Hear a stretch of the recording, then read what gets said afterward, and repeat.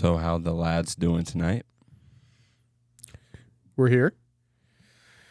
It's a new day. We got a good workout in. I can't lie. So I'm feeling pretty good. I like the fact that I felt like you actually had someone like playing in your head, and technically you did. And then it was just Well, you so don't how let the me get lads around doing to my tonight. second question. Oh, all right, go ahead. Who's ready to pull an all-nighter? Yeah, I'm not too sure about that one, bud. I might be relying on y'all for the recap on that game. It might have to be. I was thinking about possibly just doing a watch along, so we have something out there just from the comfort of my own chair in my room. We'll see how that goes. Yeah, we're talking 1:30 in the morning. Like, no, not that late. It'll be 11:45 kickoff, probably. and then like 10:30 supposedly, so like 10:50 kickoff. Yeah, Right? 10:30. Yeah. Starts at 11:30. no, it's that 10:30. It was because of daylight savings time. They were adjusting the hour. Okay, well that's a little bit better because I was. Yeah, they had it. They basically like had it preset, so they set it for 11:30. So everything was an hour ahead. So then when daylight savings started, That's Which makes stupid. it makes absolutely zero sense because 10:30 is still 10:30 10:30. no matter how you turn it. So pretty stupid, but it is what it is. All right, well that's better. Yeah. Because then it would have been 1:30. yeah. But no, now so if we start at 10:50 because everything starts late here, then you add an hour 45, 2 hours on top of that, you're getting just before 1. Yeah, Still so not great. We'll see what ends up happening with that. The Brits are going to be waking up making breakfast. Checking the score line. Yeah, they Beans on toast. Yeah, mushy peas. Unnecessary shade. It's disgusting. Yeah, I'm not arguing. I'm not going to lie. Their little jacket potatoes with the beans and cheese on top looks gas. So, Do it without the beans for me. I'm cool. I would have to agree. a loaded baked potato with some beans. Loaded baked potato with sour cream cheese, bacon, and chives, I'm on board. All right. Real talk though. Odds on me staying up past 12:30 tomorrow night. Plus 550. Plus 550. What time did you say? 12:30. So technically end of match. It may be. We're going plus 100,000. Probably closer to what you're ballparking. I don't know. Maybe our sponsor will have those odds on their book. Nobody gonna say anything back. We're just gonna. I fully thought that you were just gonna roll. Yeah, maybe our sponsor will have those odds on their book. Our sponsor is BetOnline. BetOnline continues to be your number one source for all your soccer wagering needs, including MLS and European leagues throughout the year. With up-to-the-minute odds, stats, and trends, you can follow your favorite team's path to the playoffs with in-game live betting, contest, and all the best player props. Experience the world's best wagering platform anytime from your desktop or your mobile devices.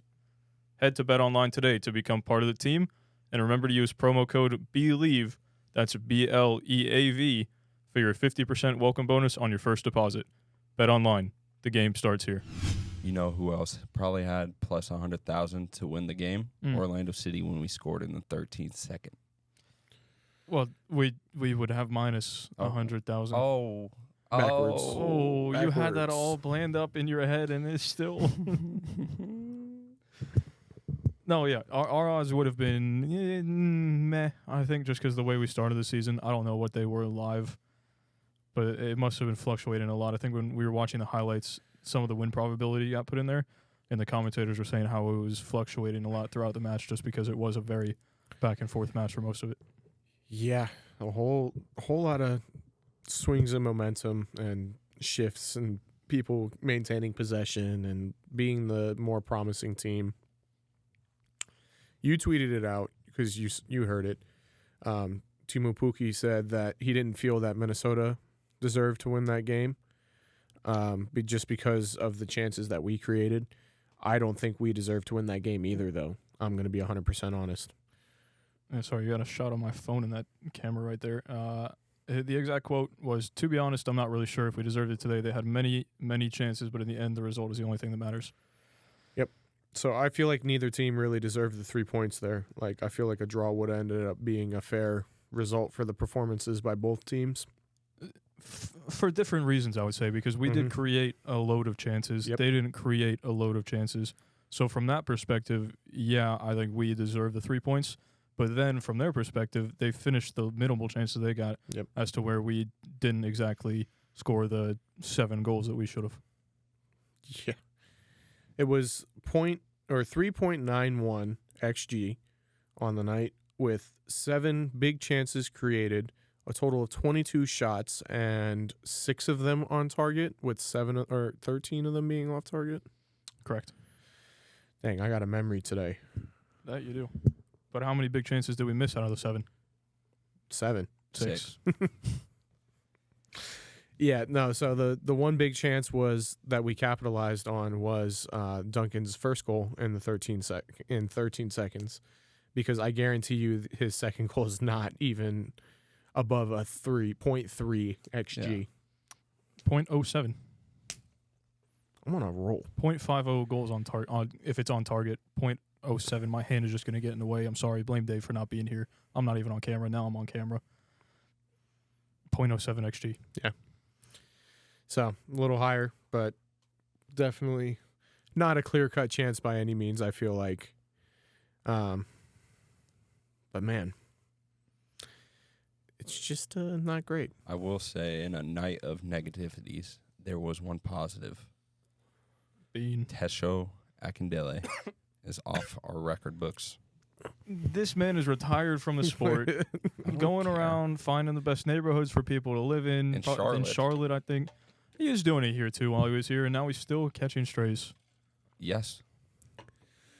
That's it. That's how you feel? That's how I feel. That's how I felt. A bunch of the replies on that tweet, it was just people like putting out the number like 13 and 31 and 31, 13. I was like, what? I couldn't click until it clicked today. It was Duncan wearing the 13 scoring in the 13th second, but then Tesho was also wearing 13 in the 31st second. Yep. So something with 13, 31 scoring goals early with us is a thing. I mean, it's great to score a goal early, but it's also not great to immediately concede a goal after that.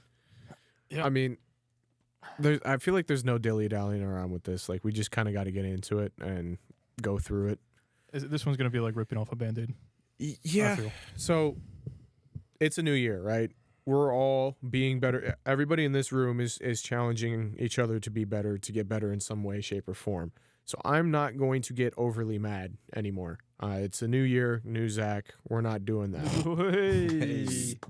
But I wish this damn Orlando City team would do the same thing. It's a new year. Challenge each other to be better. You know, let's not make the same mistakes that we've made. You know, take control of your lives. Take control of your season. Like, what are we doing here? Like, it's a new year. And it's the same problems that keep resurfacing for us. Yeah, I mean, it's unfortunate, especially going into the season with all the hype, all the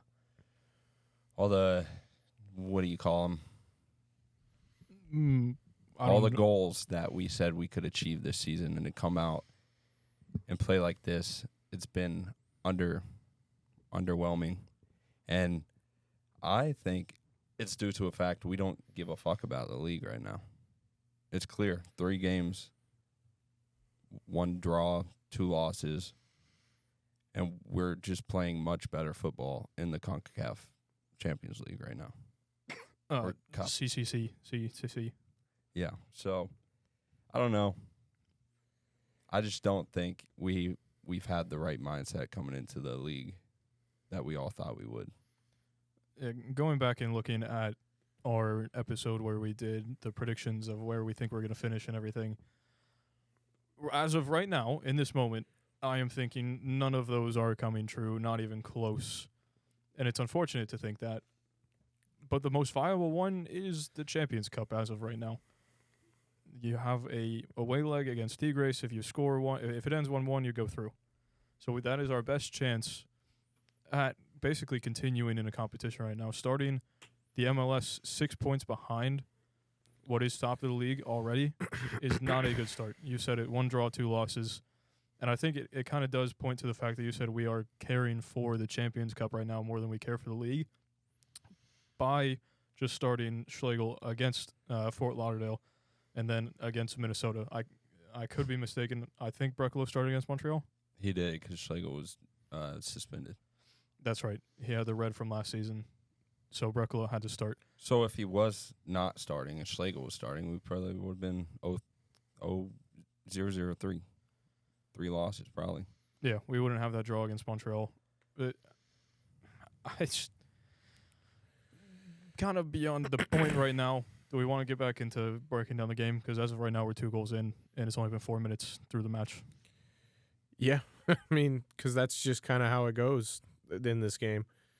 I believe it was the 20th minute we see, in the 20th minute range, we see the second goal for Minnesota. 38. 38th. Right, yeah. Okay, so a little later. And who shows his face again? Technically, Team Schlegel's Ibuki. bagels. Yeah, but who for us is in the headlines, let's say, for making a mistake again? It's Rodrigo Schlegel, man. I think this is kind of one where you truly have to look at it, or else you're not going to see that it was him. If you're looking at it from like a casual perspective, you kind of just see, good turn, finish in a half off the inside of the post. Pedro's not going to get there because it was just a quick turn and fire. So, 1, fair play to Pookie. 2, why is Schlegel on the wrong side of him? You know Pookie's going to hit it on his right. You're already a step behind, and then you're trying to get across at the last second, slap your foot out there, but it's never going to happen. And we know that Pookie has quality. He's not just another MLS striker. He has the ability to put that away, so you have to be in the correct position, and he's not in that correct position. Yeah, I mean, I can't understand it either, because it's like you said, you want to be on the other side of him, because you're forcing him down the line. You know what I mean? You're not giving him a straight shot on the goal. And then the other thing is, like, you're forcing him to, even if he's going to attempt that, with his weaker foot. So, why we're on the backside? He fell asleep. Like, that's what it comes down to me. It's you fell asleep there.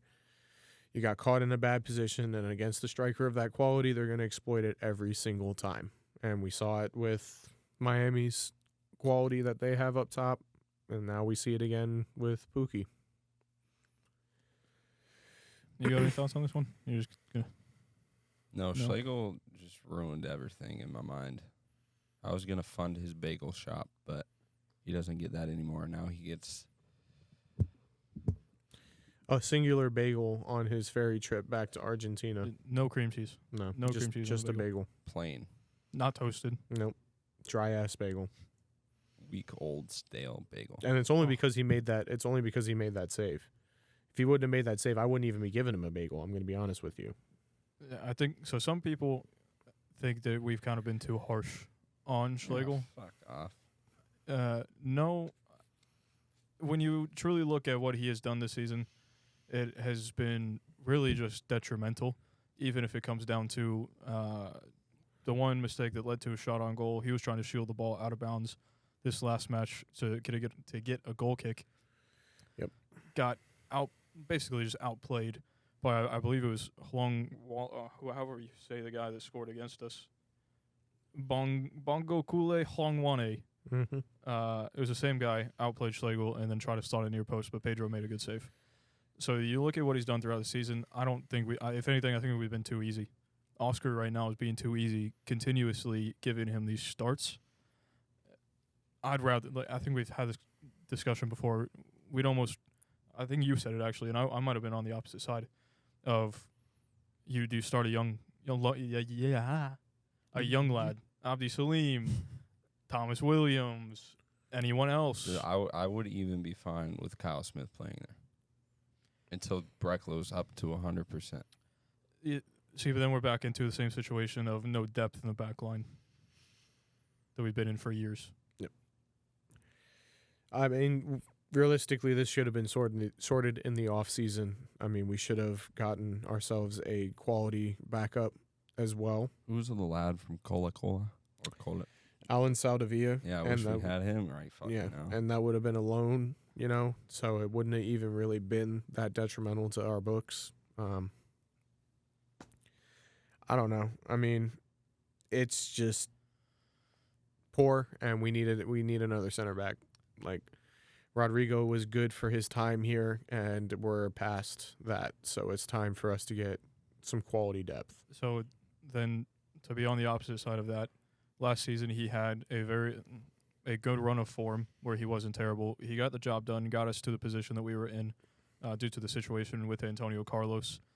Then, yes, you can say, oh, you see what happened with Columbus. But if you're going based off the last 8 to 9 games and how he was, I'd say like a solid 6.5 out of 10 just overall last season.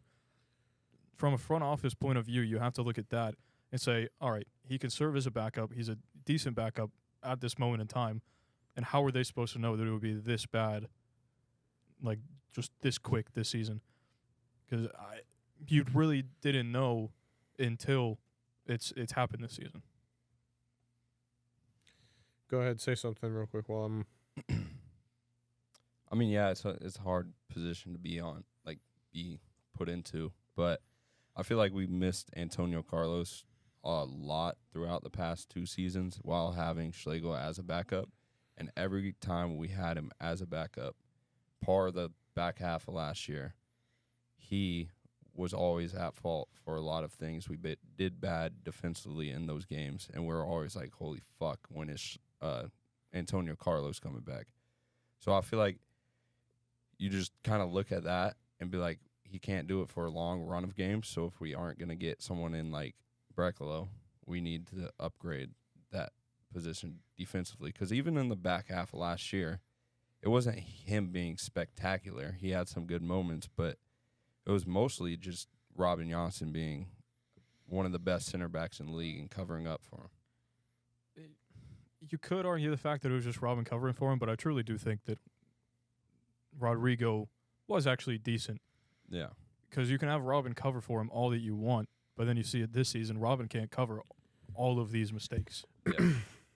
So there's that, and I think you got whatever you had pulled up, so we're going to let you talk a little bit. So you were talking about, from the front office perspective, about his late season, form and stuff like that, and how he went on a good run of 8 games and stuff like that, and how you got to look at it from a front office perspective and see that as a solid move.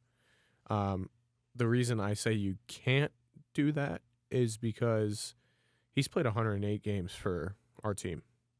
He's made 108 appearances. If 8 of them are what you're going off of to justify keeping somebody here, then we got to really look into the analytics and see what we're doing. Just to kind of show that I'm not just being harsh for being harsh. 2020, he had 13 appearances, an average rating of a 6.7. In 2021, 23 appearances, average rating of 6.7. 2022, we got a little better. 6.8, and then in 2023 we tied that again at a 6.8 average. So we are just being average to be average there. Yeah, I mean, I was saying it's 6.5, which I technically guess is undermining what he's done, but in all reality, he has not truly averaged a 6.7, 6.8 throughout the whole season. But wait, the whole season. There is, when he played on OCV, he found his level. His one appearance there, yeah. What did he get there? I can't see it fully. He got a 7.3. 7.3. We got into the green for the first time. Good performance, yeah. And then in 2023, we made another one appearance for OCB. We had a goal, and we still managed to get a 5.8. On OCB? I'm sorry. He had a goal in that match? Uh-huh. And he still managed 5.8. What was the score to that match? Too hard to find? Yeah, it's going to be a minute. Oh, my. A 5.8, and you have a goal. See, I feel like you even look at that one game on a fucking second tier, not division, but like lower table, playing with mostly kids, and we're gonna pull out a fucking 5-8 with a goal. So without a goal, what are we looking at? 4-9, 5-1 maybe. Yeah, I was gonna say maybe drop half a point off, or maybe half to a point, just somewhere in that range. With that, you also probably have to say there's an error that led to a goal or an own goal in that match, because there's no way it's that low, and you have a goal without something like that happening. It's just not good. So we're not being harsh on him for the sake of being harsh. It's just, I mean, it's, again, on the third goal. But before we get into that, we got to give Duncan his props. Yes. What a finish on his second for the night. My only gripe with that goal is, like, if Duncan doesn't do what he did there, we're still not scoring, because he's taking a shot from a ridiculous spot, and it's just a class finish. We win the ball at midfield. We're outnumbering Minnesota 4-3, and everybody's just kind of jogging. Duncan's the only one, stretching the back line, trying to find himself some space. So Ojeda plays him the ball, and, the rest is history. But I feel like that's something we kind of noticed last night with, especially, not last night, Saturday night, with Muriel. Every time that he gets on the ball, it seems like the team becomes a little more stagnant, and we get caught out ball watching. It's kind of like, all right, do the thing. You played in the top league. Like, do the thing that you do. Whatever it is, just do it. It's not how it works. It isn't how it works, and it's unfortunate to kind of see that happen sometimes. I can't say that it happens every single time. No. But there are points in time where Muriel gets close to the box, and there was one where you said Enrique could have just made like an overlapping run, just stayed on the outside to make Minnesota pay attention to him pretty much, and maybe open up another space. And then in that same clip, there is Lodero, Ojeda, and Duncan that all make the runs right onto the top of the 6-yard box. Yes, one back post, one front post, and then one on the penalty spot. But we all end up in the same line. Same line, correct. So there's that. And then Muriel's kind of just left stranded, 2, maybe 3v1. And I honestly, it ends up with Ojeda somehow, and he bikes it 10 yards over the crossbar. Because the class comes out, and he's able to send that ball into the box still. I'm just saying, if Carr was there, that's in the back of the net. And I'm just saying, I don't know why you are still bringing that man's name up on this podcast. He's just obsessed with ex-strikers for the club, apparently. No, I just love it. I love it. Love what? Just saying his name. You love him? Nope. I love saying his name. Andres Perea. I hate his name. That's what I thought. Yes, so Duncan McGuire's goal. We were giving him his flowers. Great strike. Keeper's not saving it, no matter who you are.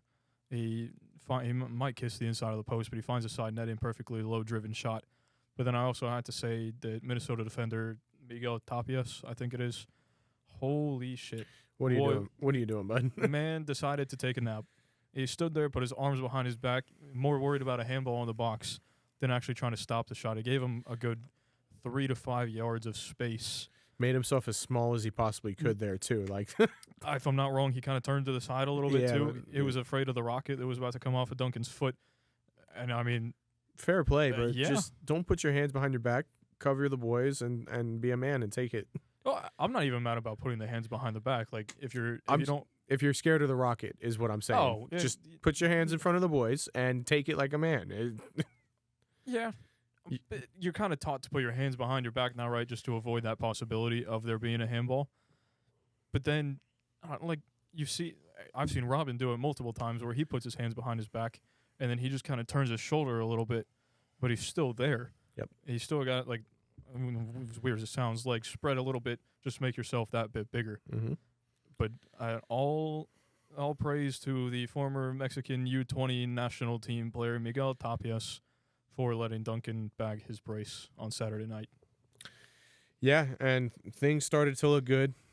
Not good, but more optimistic from that point on.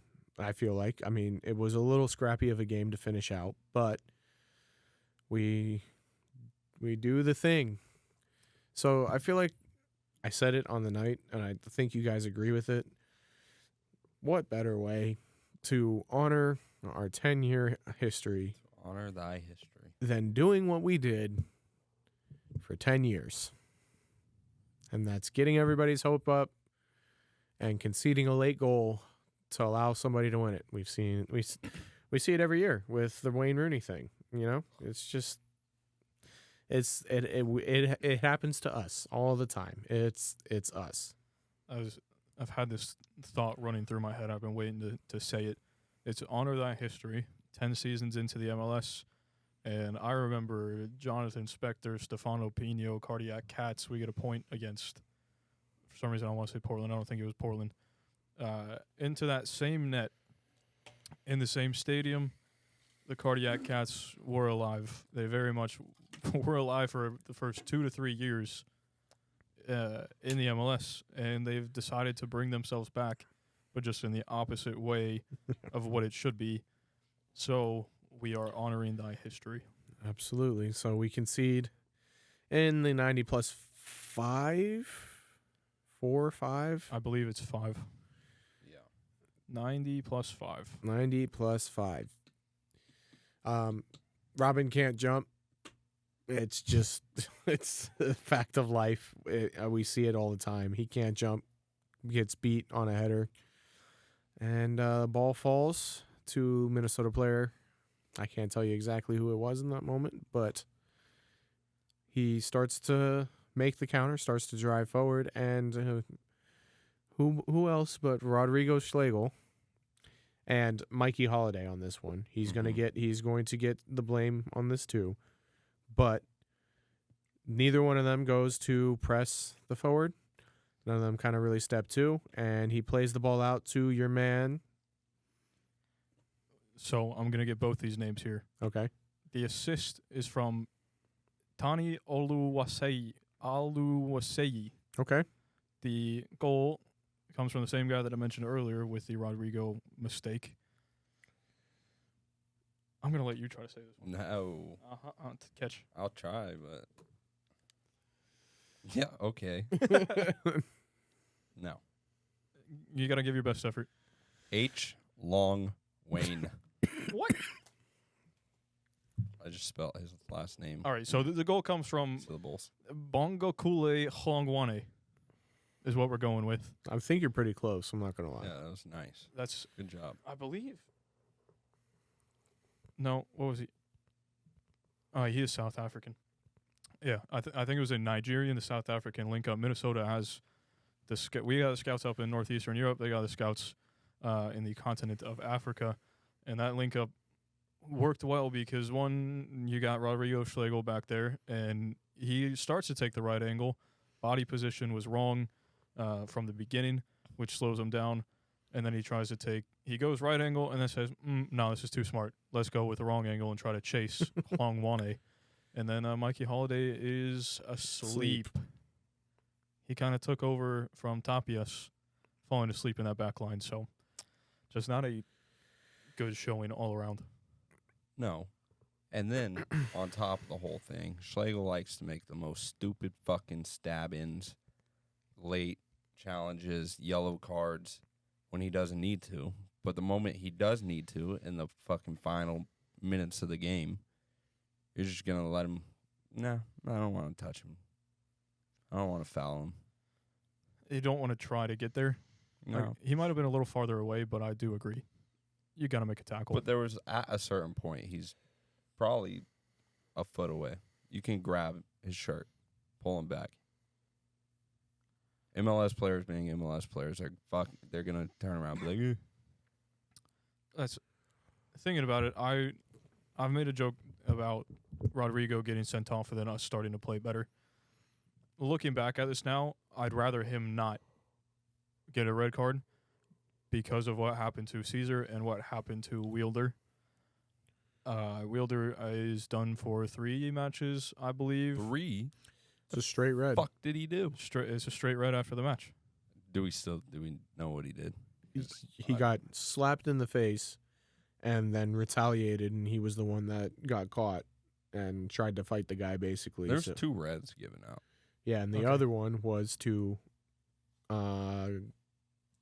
Glace, yeah?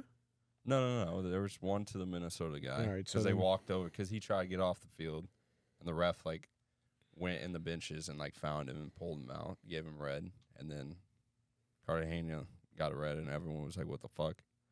No, yeah, I didn't see.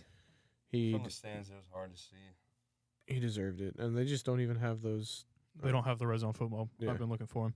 It's just nonsense. About everywhere else, I know the Prem, straight red, 3-match ban, especially if it's counted as violent conduct. Maybe that goes up a couple matches. But as of right now, I would be expecting a 3-match ban. He will be able to play against Tigres Tuesday night, but then we go to Atlanta, and then we play Austin, and I don't know the third one off the top of my head, but the next 3 league matches, as of right now, unless something else comes out, I would not expect Cartagena to be able to play in those. Or Rajo, in that matter.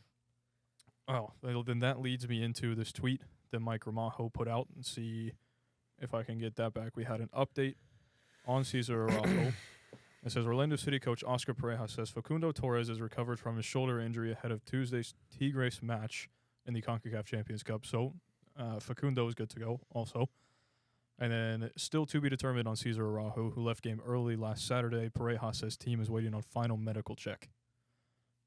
So, again, no update, true update from the club, as we are just used to at this point. When someone goes down injured, we got right upper extremity injury for Facundo. You can't just say shoulder sprain or whatever it is, light shoulder sprain. Right upper extremity, whatever it was. So we're not going to know what happened with Cesar. Still to be determined means it could be bad. We don't know exactly what's going on. Means he could be out for 6 months. He could be out for 3 days. Don't really know. I mean, kind of what I just saw of the play of him, he just went in for a challenge and just laid there. It was just done. Right when he went down, he just grabbed his knee. It didn't bend the right way. He went down awkwardly, and non-contact knee, it's never good. Yeah. So it'll be interesting to see what comes. What comes of it? Obviously, we're praying for the best, hoping nothing bad happened, but hey, it could end up being not great. Yeah, I kind of want to go into this article from Matt Doyle, armchair analyst, because he kind of body slammed Orlando, but he said all the things that we've been saying. And there was something I noticed in the game on Saturday, and he says it very well. I think there's not a way to say it better. But I'm just going to start off with this one statement he makes, and Orlando City will have to get better or they'll continue to be the league's biggest disappointment. Correct. So just that statement there is the truth. He goes in and kind of talks about how there were some concerns about us to begin the year. We were outperforming our XG, and we were also outperforming our XGC. So Pedro was making ridiculous saves and saving what should have been outright goals. Is XG conceded? Conceded, yes. Right. Sorry. Clarification. So Pedro was making ridiculous saves, and we were outperforming our XG by scoring goals that were of lower quality. And we're kind of seeing that come to fruition this year, that we're not capitalizing. But he said the difference between this year and last year is that we are creating chances versus last year we were not really creating chances. But I think you'll get a kick out of this because I think we all said it, but you were screaming it after the game. But it was mostly their lack of chance creation that was a big, bright red flag. And the very obvious thing to fix that is why I went into the offseason assuming that they were going to address it in an obvious way. Go out and buy the type of number 10 that you know can create chances. Yes. And they didn't. And by doing that, they have at least temporarily committed to themselves to creating chances either on the break which nobody is letting them do thus far in 2024, or by creating wide overloads with ramping fullbacks. And they can be very good at that. Goes on to talk about Dagger Dan and Facundo, the overloads that we create over there. Fullbacks, however, can only get forward effectively if the midfield is at least competent on the ball. And man, was Orlando City's midfield incompetent for the first couple of games this season. Sporadic possession means turnovers. Lower fullbacks means more on the plate of the wingers, low percentage shots, and that all taken together means worse chance creation. So this is where I was going to talk about this, but he says it better. Here's the good news. Oscar Pereira seems to understand this and has made some moves to fix it. Duncan McGuire was more central against Minnesota on Saturday night, occupying both center backs. Orlando's wingers started to play higher up the pitch and staying a little bit wider. Got rid of the issues that had the team bunching and creating all those things. And thus we created the most chances we have all season. We've seen that issue of everybody being bunched up for the last 3 years. So to have one match that, according to a guy like Matt Doyle, it didn't happen and we created chances, should say something. It just sucks that this is the match where we could not find our finishing boots. They were left out at UCF rec fields, and they were never gone back to get. Basically, let's just say 4 XG, just to be even. You should have literally 7 goals. Because you get a 0.65 XG chance, you're most likely putting that one away. So all of that added up, you're looking at basically a touchdown plus the extra point, even though our guys would probably miss the extra point on the night. It's just one of those nights where nothing is going to fall your way unless you're Duncan McGuire. He finished the one back post, and then 13 seconds in, duh. But nothing else could go our way in front of their net. Yeah. Oscar Pereira on the final goal. I understand that at that point, when you still have a few minutes in the game and you have the energy and you know you can win it. But you still have to do your duty, and we did not coordinate well. We lost the ball, and the ball got into our right back and the center back in a way that we have to have the tools to control that. That's part of the big thing and the problems that we are facing right now. It's a really important way to frame that in Orlando City's perspective, because we do have the tools to control high leverage situations, but are not applying them. We had the tools, but at this point, it doesn't look like Caesar or Wielder are those tools anymore. They're not working the way they did. But it's not even talking about that. It's just talking about that at the very end of the game there, when we have 2 defenders in a situation to clean that up before the ball makes it into the final third, and we're just not doing what we're supposed to. Yeah, I think that whole last part just screams Schlegel and Mikey. It just screams frustrated at those 2 defenders. It screams our entire season up until this point. Yeah, that's the way I feel about it. Like we should have done something there, but we didn't. Yeah, there were 2 to 3 mistakes made in that one scenario, and you see how deadly those mistakes can be, especially in the last 3 minutes of a match. You cannot be falling asleep at any point during a match, especially in the dying moments, because that is when heartbreak happens. And we saw the 20,000 people or whoever was in there at this point throughout the season. I think you said it earlier. All the casual fans are, why would I just come watch a team lose? Kind of thing. I literally went to my eye doctor appointment today wearing this. She was like, "Do you go to the games?" And I was like, "Yeah, I'm a season ticket member." She was like, "I just bought my daughter and her boyfriend tickets to the game against Montreal," and they both came home and was like, "Yeah, it was fun, but it was just like Orlando City. Like, they're just okay." So that's just like casual fans going home. Oh yeah, I mean, sure, but I'm more worried about that's the perception that we still have in the casual fans. That shows that we haven't turned like what the perception of it should be. If you go ask a Warriors fan, they're having a down season. But no, they still say, "Oh, we're the Warriors. We've won 94 championships Yeah, in right. the last 7 years." Like, so the one season that we had that was very good up until Columbus just kind of shows that that wasn't enough to change the perception of this team in and around the city, and you have to keep that going. And starting off a season this slow is not going to help at all. No, it's never going to help. And in a league that, so many teams make the playoffs, but every point is crucial.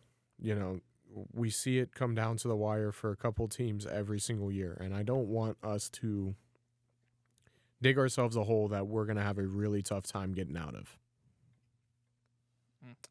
And it's really going to get extremely hard for us this summer, too, with the Copa America and all that gold, or not gold, fucking, what's the one in Europe? I'm blanking. Euros? Yeah, the Euros. Shit, if we lose fucking Brecklow to the Euros. Well, Dagger Dan. Brecklow, Dagger Dan, and then we've got potentially Pedro, Wilder, Facundo, Caesar. I think that should be about it. Going for Copa America. Like, we're down a lot of guys. Yeah, and that's when you miss these fucking, I don't even know. 8 points lost? We've dropped 8, 2 losses and a draw. So that's when those 8 points bite you in your ass because you're missing players. But you have to find those results now in those moments. Yeah, I mean, on paper and through the stats, we have a team that should be able to get it done with a rotated squad. You know what I mean? Like, that was a rotated squad yesterday or Saturday. We see Felipe in the game. We see Duncan versus Muriel. That's still rotation. We see Felipe starting in the midfield. Like, yeah, but then Slagle in the back line. You had to look at it as from the lens of I'm saying Caesar's out for the season. Hope he isn't. But right now that's the lens that you have to take because you don't know what's going to happen. What are you pointing at? Would.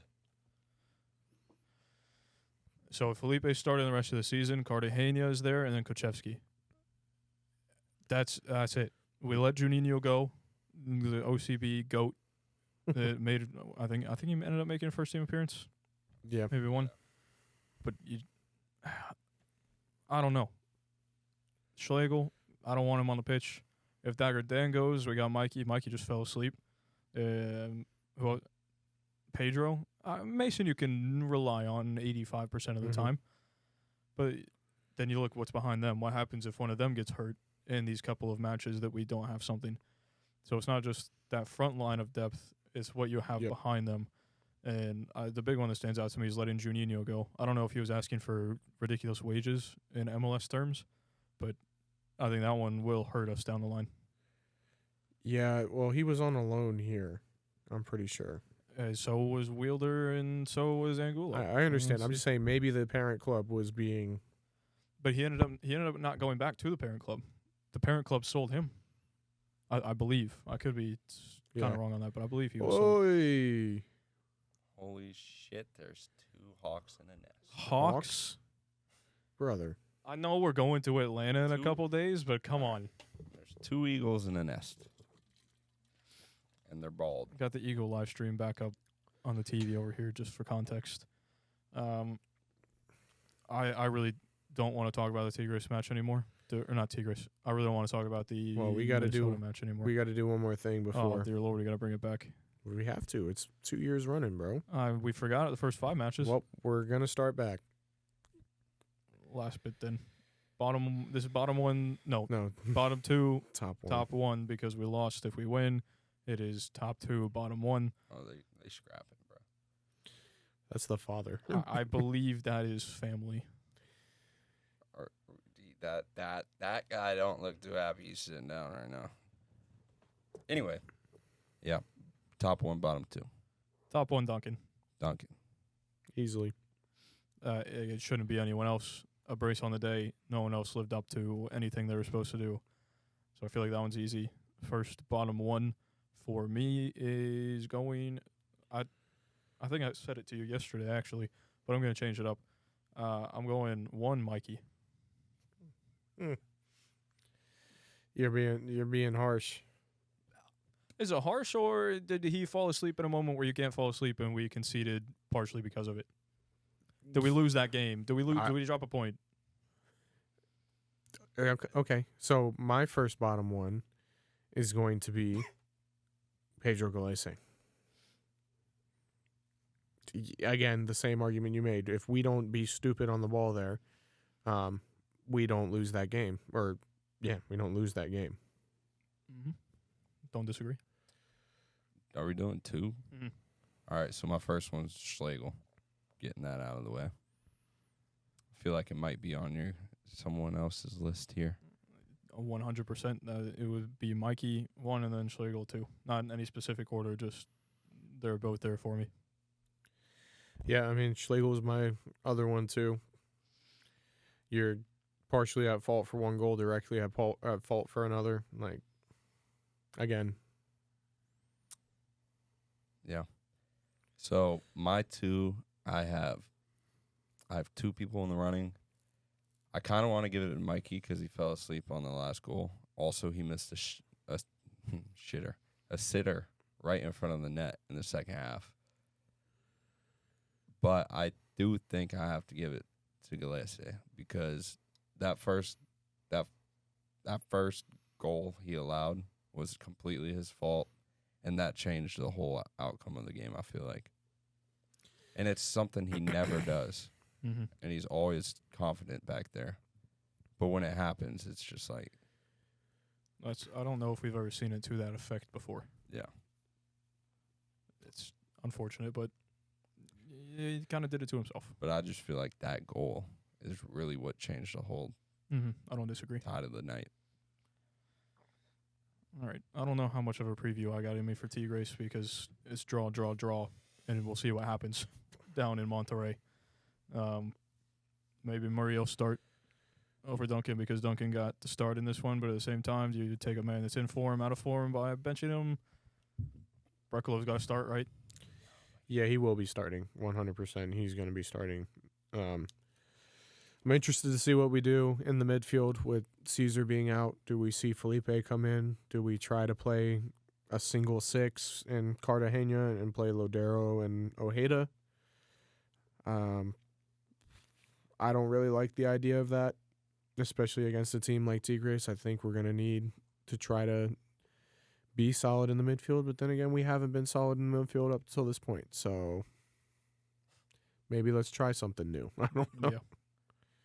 I don't know. You got anything? Yeah. What? I don't know. I just feel like the lone number 6 with Cartagena back there is a lot easier to do when you have Janssen and Brekalo behind him. But that's going to be a tricky one for Oscar to figure out because it's a huge game, and us throwing the towel in to the MLS season so far because of this competition, he's going to need to figure it out, or there's going to be a good number of people that aren't too happy with how it's gone so far. Yeah, I mean, guess we'll figure it out, and we'll see how it goes tomorrow. Today, hopefully this episode will be out. If you like what you're hearing here, make sure that you hit that like button, turn on that notification bell, and hit that subscribe button, especially if you've already are coming back. I mean, it doesn't cost you anything, so might as well subscribe. Check our description for all our links on everything, which from X to Instagram to Threads. That's still a thing. Shout out again to our sponsor of today's episode, Bet Online. Make sure you use that 50% welcome bonus code, BELIEVE, BLEAV. And yeah, stay tuned on our social media. There shouldn't be anything that we're doing today for the match, but there might be. Probably not, but you never know. And if you're not doing that, then stay tuned for Thursday when I whoop everybody's ass in Mario Kart.